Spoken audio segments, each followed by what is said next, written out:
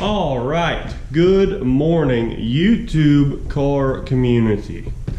Today we have two pretty special mods that we're doing on the Subaru. One of them is going to save its life, the other one we're just doing for the heck of it. So we'll just go ahead and knock out the first one, and that is actually going to be this little package from Throttle. I'm sure you guys have all watched their channel on YouTube. But this is going to be the hardest install of the day and the most effective that we're going to do today.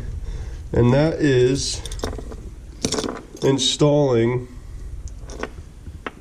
these valve stem caps. So let's go ahead and do that real quick.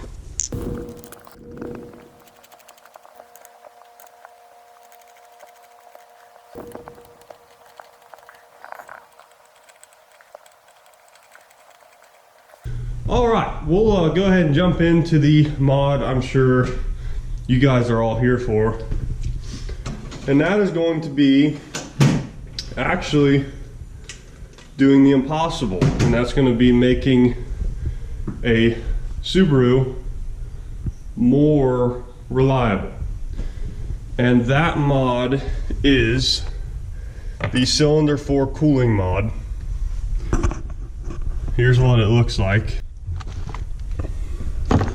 So you've got the hose, you've got some hose clamps, you've got the T fitting and another hose clamp, and you have the instructions, which the instructions are actually pretty detailed and they really help you. But yeah, so there's that. In the instructions, he recommends to get, hold on, he recommends to use this stuff, the gray 1 minute gasket maker. So this is actually to put on the threads of this once you thread it into the block. So we'll go ahead and get started. I'm going to start by jacking up the car and draining the coolant. And I'm going to save and reuse my coolant.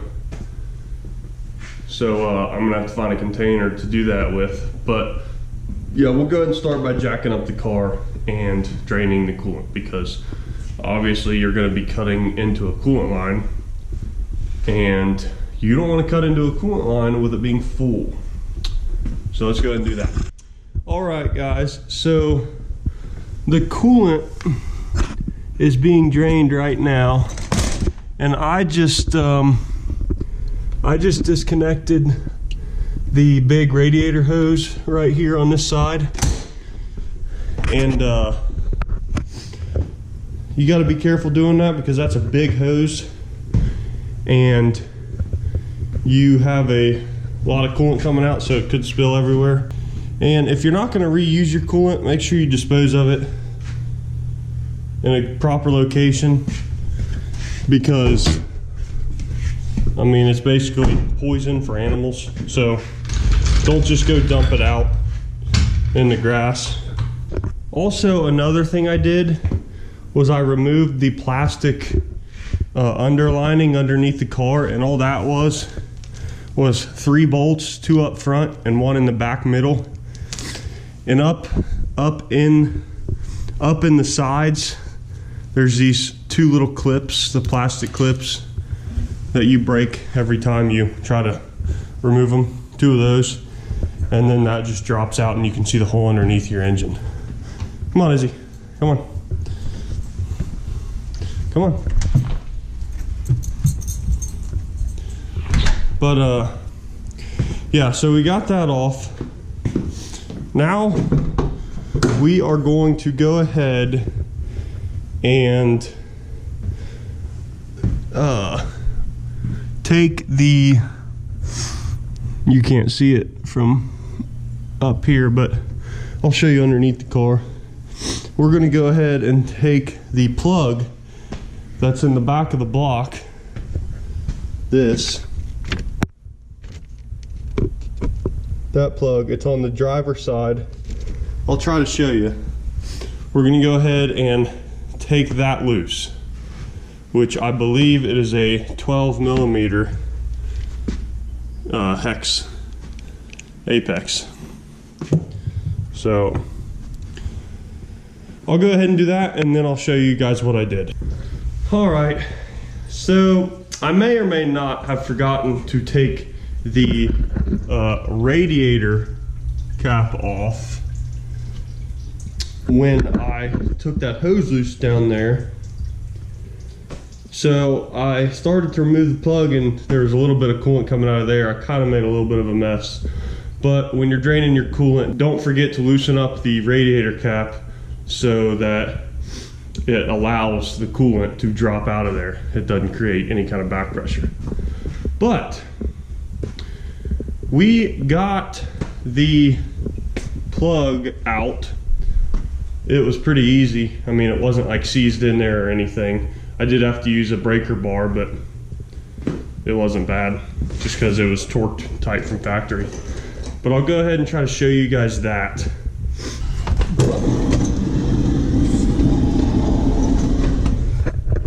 Okay, so here is your driver's side wheel. Here's your axle right here. Here's your cross member. So if you look up in here,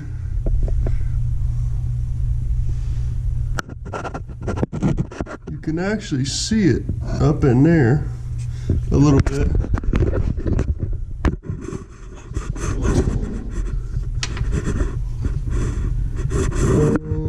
Yeah, right there, you can see it pretty good.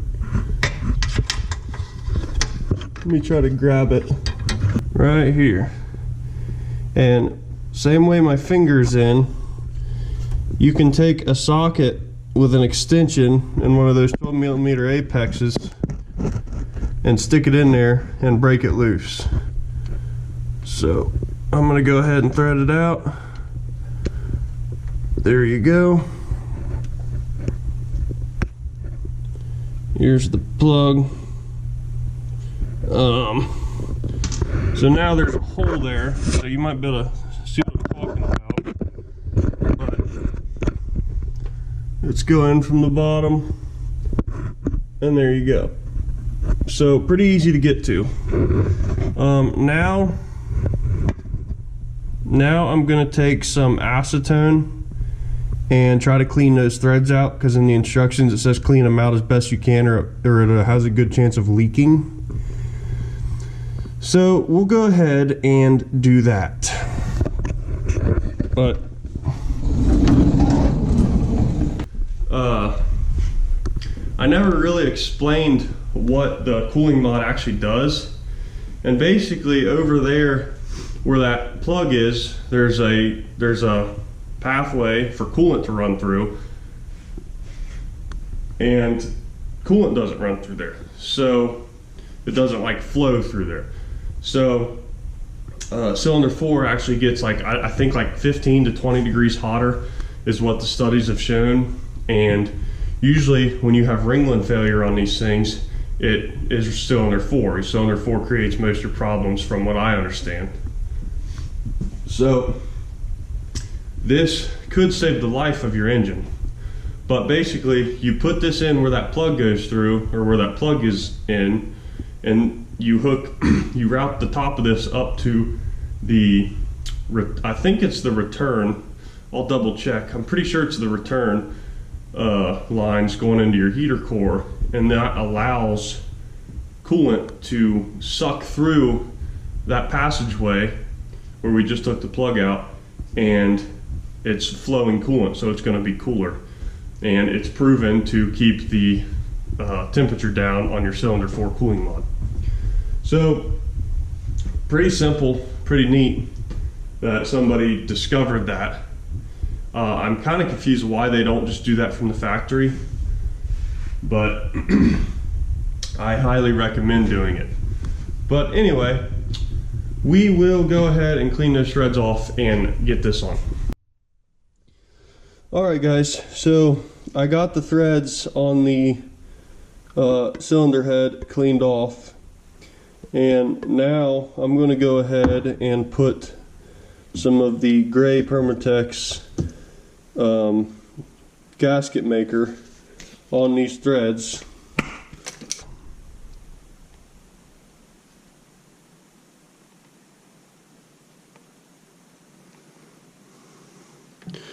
That is way more than I needed, but oh well.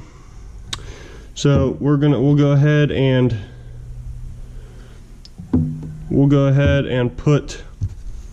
screw this in, and it's recommended to use a crow's foot. It helps apparently, so let's go ahead and do that. Alright, so we got the we got that coolant hose on there. We got the fitting in, we got the coolant hose on there. Some problems that I ran into with that was I was trying to thread it in with the hose on the fitting and I couldn't get it started. So I pulled it off. I got the gasket maker everywhere. It's all over my hand, so I had to go clean it off, fitting and everything, restart. So what I had to do was take that fitting off the hose, it's just pushed on, and then put the gasket maker back on there and thread it back in with just that. The crow's foot wrench did not work for me whatsoever. I would not recommend using that at all. But what did work good was I put a deep well socket, a 1-inch deep well socket on that fitting without the hose on there. Obviously you couldn't do it with the hose on, and threaded it on and cranked it down like that. That worked out good. And then I slipped the hose on with the hose clamp on the hose and used a little, it's like 7mm wrench to sit there and tighten it. Took a while to tighten it, but I got it. So that was my ordeal with it.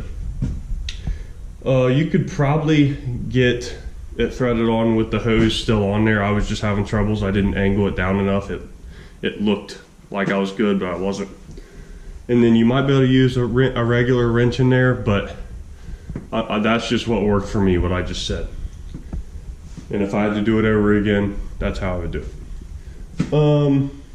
So now, let's see, was that everything? Yeah, so now we are going to take the T, the hose clamps, and a razor blade under there. Now this is a 2013, and my coolant line has a little like insulation over it. So I'm gonna have to carefully, not cut the hose, but carefully cut the insulation off around it so I can get to the right part of the hose. It shouldn't be too hard. But in the instructions, so when we get in there, you'll see that there's one fitting that's like regular metal color, gray, and there's one that's black. The black one's under the gray one, but it's not the bottom hose. You'll see they kind of twist. But I'll try to show you that down in there right now. So let's head under there and tackle that. Okay. So, you see your two heater core hoses here and here. Now, so those run down up in here. So, this here, hold on. So you'll see this hose closest to us goes into a black fitting. That is not this hose here. Sorry, this is a pain. This is not the hose by the flashlight. It's actually this hose up top, and it kind of twists around under twist around under here. So it's the bottom one here. So we're going to cut that insulation you see right there off and put the T right in there. By the way, here's the hose we just put in. Oh, where's it at? Right here, right there. So there's that hose we just put in there, and there's going to go out here.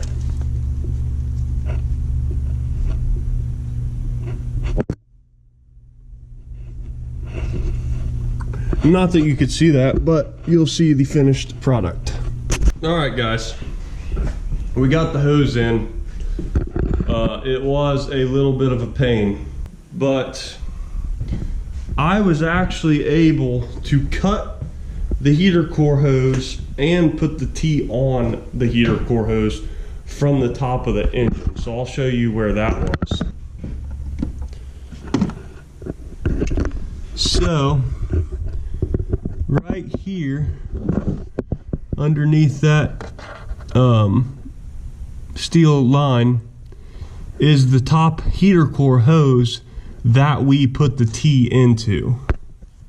So I was able to pull that up here, like right where the end of my flashlight is.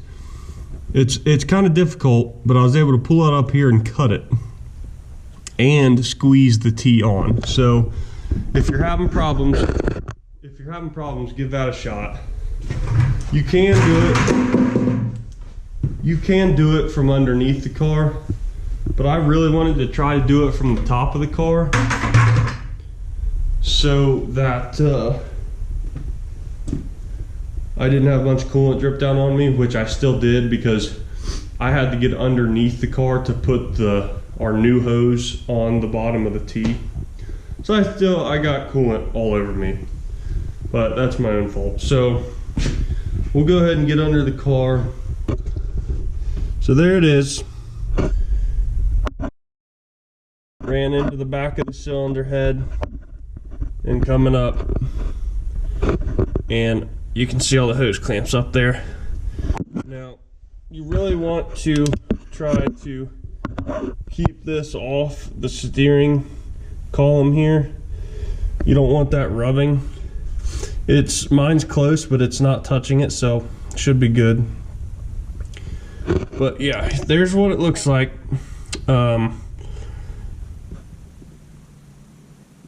It's pretty tight in there, but it worked out. So we are good. We're good with that. Do not forget to put your bottom coolant hose back on that you used to drain the coolant with. I almost forgot about that. That would not have been good. So I'm going to go ahead and put that back on. I'm going to go ahead and get the car back on the ground. I'm going to wait and let that gasket maker cure. I don't know how long I'm going to wait. In his instructions, he recommends wait 24 hours. So I'm probably going to wait 24 hours. So yeah, I'll go ahead and get the coolant back on the ground. Get the car back on the ground. And I'll get back with you guys when we go ahead and put coolant back in and start burping the system.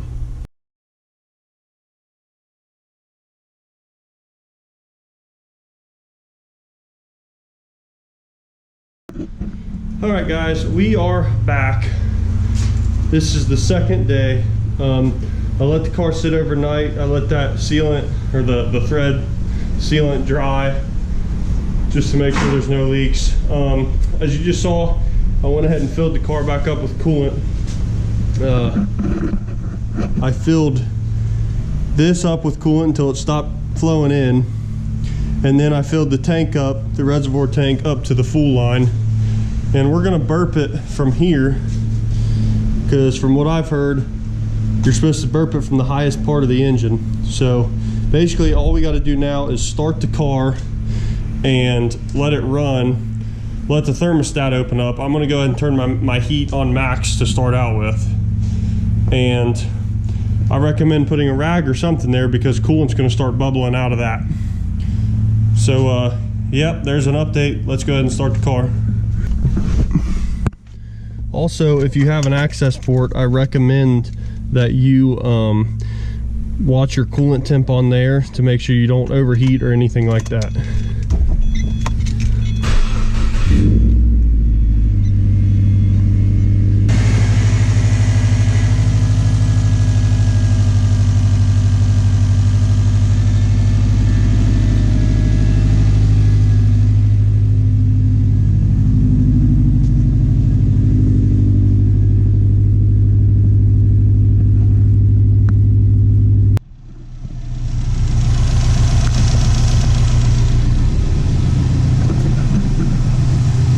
So in the instructions, he says pinch off your hose that you just put in there and rev the car up. So I was able to get my hand down in there to pinch that hose off, and as I was doing that, I had my girlfriend come out and rev the car up. And I know people don't do that because it's kind of a pain to get your hand down in there, but I was able to do it, so I did it. I don't think it's that big of a deal. But as you can see, we're not getting any more bubbles really. I got the heat on, I got heat blowing out of the car, so that's a good sign. And now I'm just waiting on my temp to come up to like 180 or so and make sure it kind of stays there. But so yeah, that is all there is to it. And honestly, for what it is, it's a pretty cheap and simple install. I know it said it was kind of a pain in the beginning, but you just gotta have patience. You gotta be able to get your hands in there. So yeah, I'm happy with it. Hopefully it does its job. And I know there's kind of some gray areas, so if any of you guys have any questions, go ahead and leave them in the comments, and I'll be sure to answer you best I can. But yeah, so if you want to see more stuff like this, go ahead and subscribe to my channel. If I helped you out, do me a favor and like it, and we'll keep doing stuff to it. Thanks for watching. I hope I helped you out.